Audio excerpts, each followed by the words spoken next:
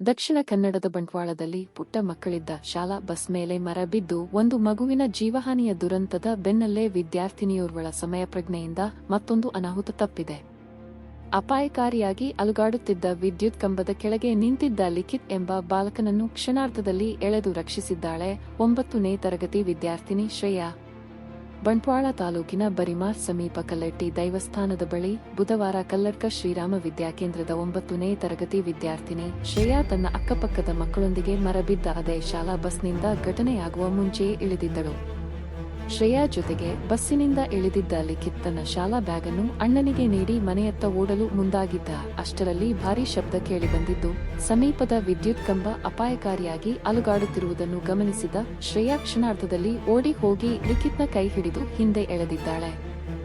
ಲಿಖಿತ್ ನಿಂತಿದ್ದ ಅದೇ ಸ್ಥಳಕ್ಕೆ ವಿದ್ಯುತ್ ಕಂಬ ಧರೆಗುರುಳಿದೆ.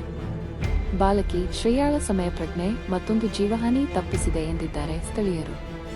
ತನ್ನ ಮಗನ ಪ್ರಾಣ ಉಳಿಸಿದ ಲಿಖಿತ್ನ ತಂದೆ ಕರುಣಾಕರ ಬಾಲಕಿಗೆ ಕೃತಜ್ಞತೆ ಸಲ್ಲಿಸಿದ್ದು, ಸಾರ್ವಜನಿಕರಿಂದಲೂ ವ್ಯಾಪಕ ಮೆಚ್ಚುಗೆ ವ್ಯಕ್ತವಾಗಿದೆ.